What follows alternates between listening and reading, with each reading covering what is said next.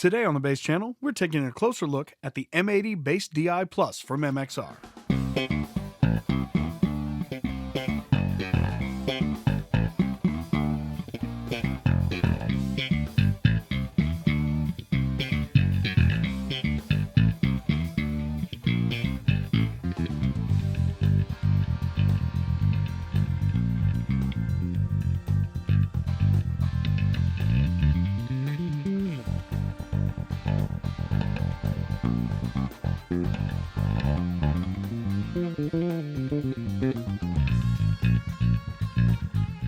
Before we continue this deep dive into the MXR M80, I want to take a minute to let you know that today, May 12, 2024, is not only the 8th anniversary of the Bass Channel, but also the day that we launched the Guitar Channel. For the last 6 months, we've been hard at work planning and preparing for the launch of this second channel. We've taken all of our same approaches to demoing gear and shifted the frequencies up a bit to the guitar range. If you head on over to the Guitar Channel right now, you can immediately watch our first 5 videos, all launched today. We've got videos covering the Fender Vintera 2 Nocaster, the Gibson SG Standard Custom Color Series, the Ibanez TS-808 Tube Screamer, as well as more in-depth content about the channel's guitar collection, like this heavily modded SG, and the story behind how this Les Paul got so beat up. There's also a bonus 6th video of the Boss Katana Go from our soft launch about a month ago. The Guitar Channel videos will be hosted by us, Chris, Chuck, and myself, and we're going to feature some new players, including Brad, who's actually made some appearances on the Bass Channel already in the clips of the band Cuvo. We've also got Jeff Basso, who is the guitar player in Chuck's band, Caden Powell, who fronts the band that Lenny plays in, Tom Hills, who used to play in King's Revenge with Josh, and of course Chris, you know, the guy who started and runs both of the channels. I might make an appearance or two myself also, as I play a little guitar too. So make sure you head over to the Guitar Channel, tell your friends and guitar players, and don't forget to subscribe. It really helps us out. The link is in the description and in the upper right hand corner of the screen. And now, back to the MXR. Much like the Sans amp we recently did a deep dive video on, the M80 is another classic preamp beloved by bass players for decades now. This 2-channel machine doesn't exactly aim for the classic tube grit. Instead, it seems to be geared for a more straightforward, focused sound, with a couple of very specific tricks up its sleeve.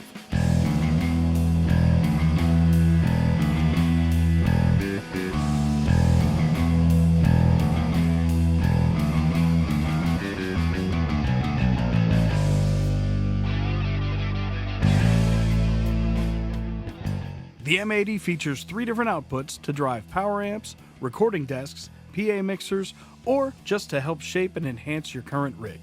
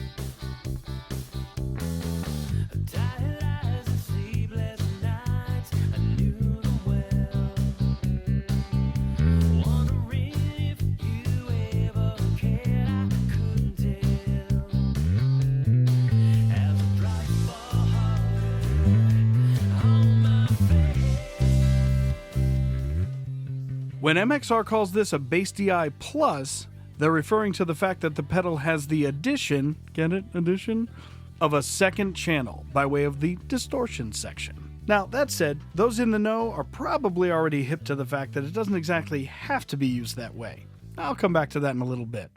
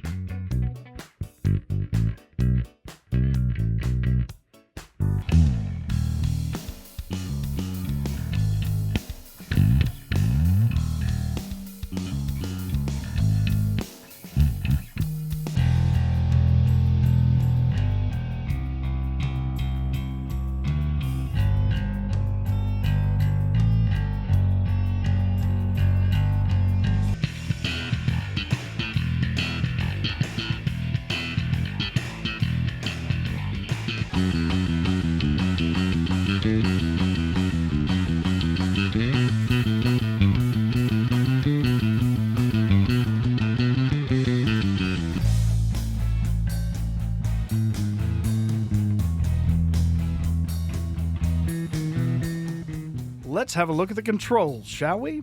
Across the top, starting from the left, you can see the first knob is not just a volume knob, but specifically, it's a clean volume knob. This volume level is actually independent, controlling only the volume when the distortion switch is off. Right next to the clean volume, you'll see a tiny little button marked color.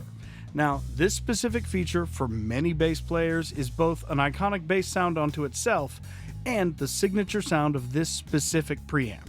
While the user manual doesn't get into exactly what the color button's doing, you'll find that it imparts an EQ curve that's got a deep, narrow notch at around the 800 Hz mark and offers a slight bump to the lows and the higher mids to compensate. MXR themselves, they like to define the sound as having, quote, added punch, definition, and clarity. And I'd have to say, I agree with their assessment.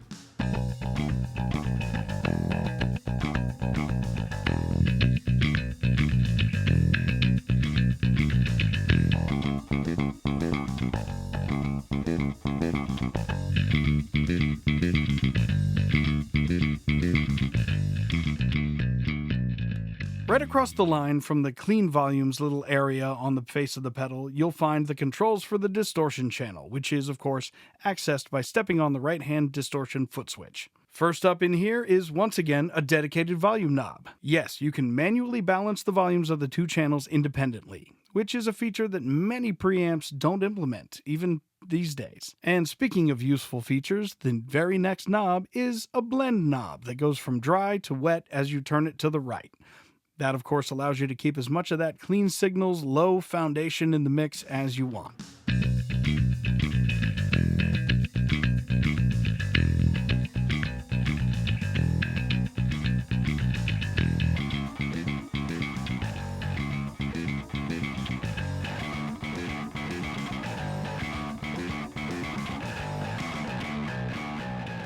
The third knob is a little bit unexpected. It's a trigger threshold knob for the built-in noise gate. Sure, other preamps have noise gates, but this one has its own knob specifically to react to how heavy and how fast the noise gate reacts. Use the small button marked gate to turn the noise gate on, and you'll see it working in the LED that's right between the button and the knob.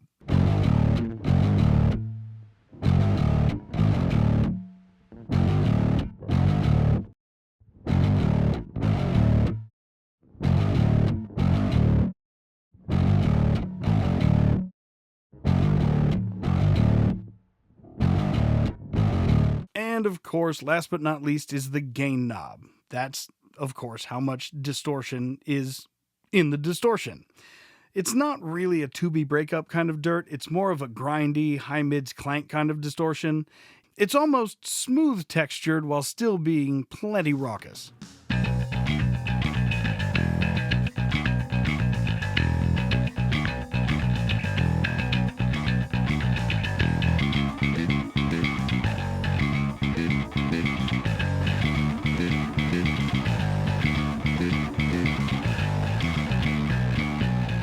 The 3-band EQ trio of bass, mid, and treble knobs are all boost and cut controls, and they have independent ranges of adjustment.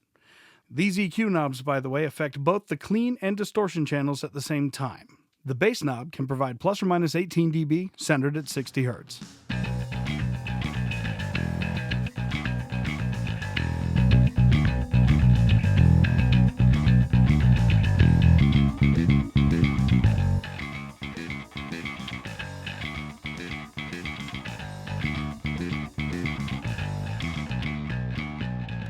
The mid knob can give you plus or minus 10 dB at 850 Hz. This is especially great if you feel the color switch takes away too much of that mid character.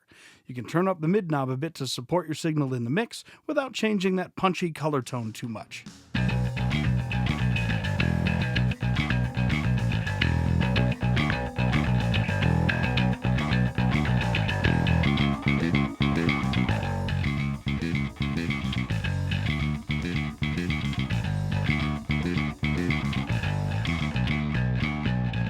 And the treble knob yields a range of plus or minus 12 dB at 4 kHz for some extra crispy presence when you crank it up.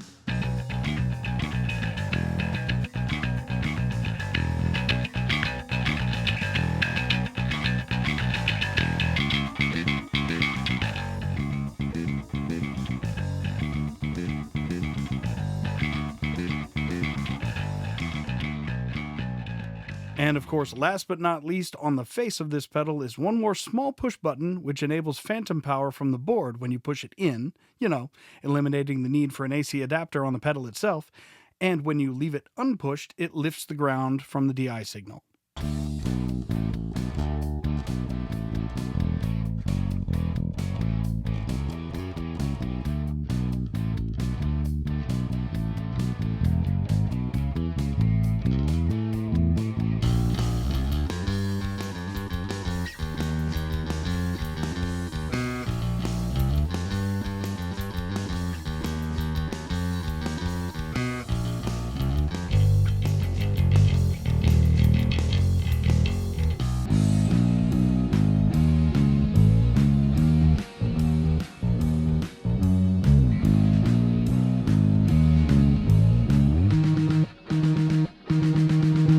Okay, so we know what all the bits and bobs do. Now it's time to plug it into your rig.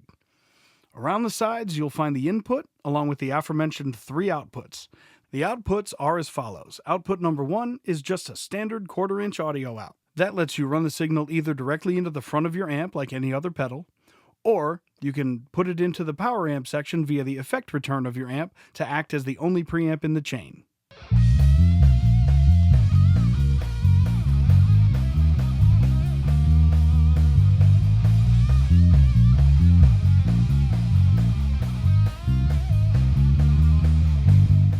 You've also got a balanced XLR DI out, which lets you run the signal straight into the mixing board or recording desk, and is how the majority of the tones in this video are coming to your ear holes.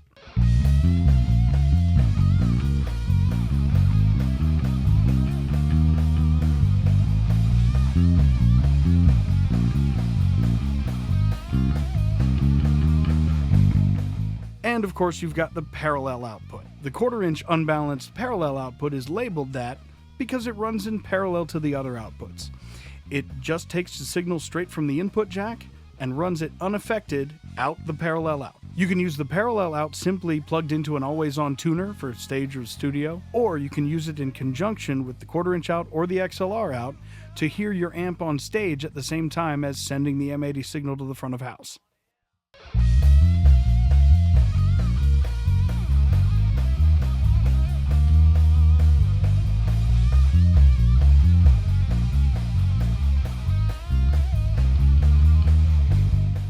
So, you have this Bass D.I Plus on your board and you're set up with a nice clean channel tone and a nasty dirty tone that you can turn on whenever you need it. Is that all? Are you done? Well, perhaps. It certainly works that way, but that isn't all. Maybe you've already got your favorite distortion, fuzz, overdrive pedal. You don't want to use any of the M80's dirty side. Well, remember, way back in the beginning of the video, I mentioned this pedal doesn't have to be just a preamp with a distortion channel. It's sort of a not-so-secret secret if you're paying attention to the controls. If you want, you can instead use the M80's 2 channels as 2 separate clean channels, which effectively makes the color button foot switchable. You simply set your EQ to where you want it, turn color off on the clean channel, then turn the gain all the way down on the distortion channel and back off the blend until it's just as clean as you like, then turn up the volume to match. The fact that the distortion channel has the color function embedded in it means that you'd now have one clean channel with color turned off and one clean channel with it turned on.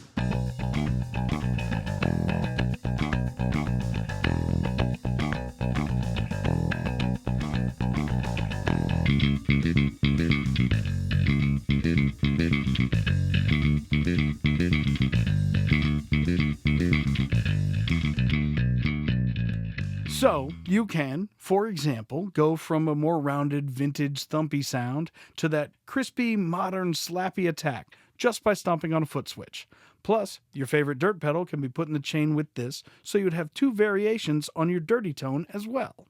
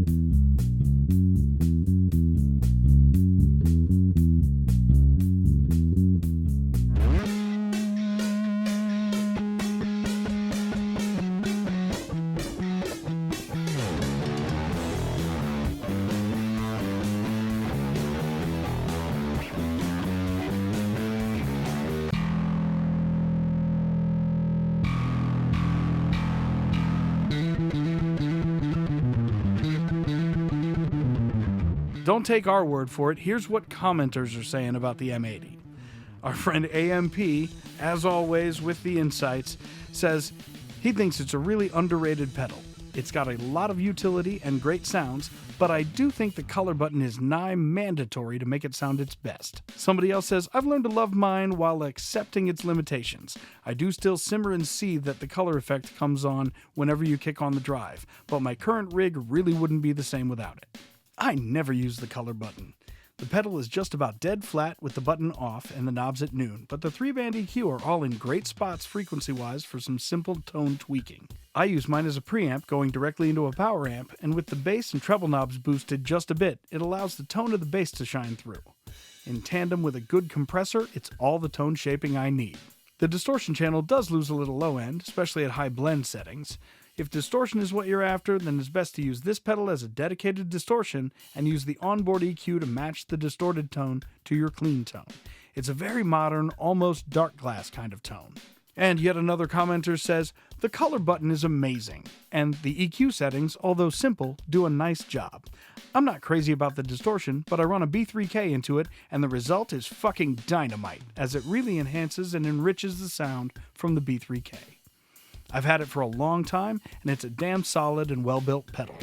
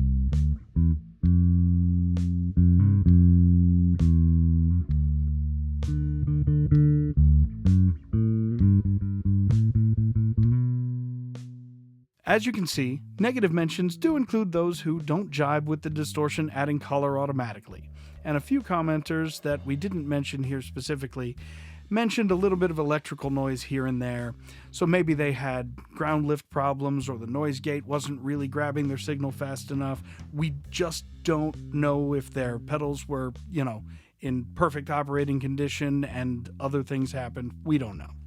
But in general, this pedal has a great track record and plenty of fans as well.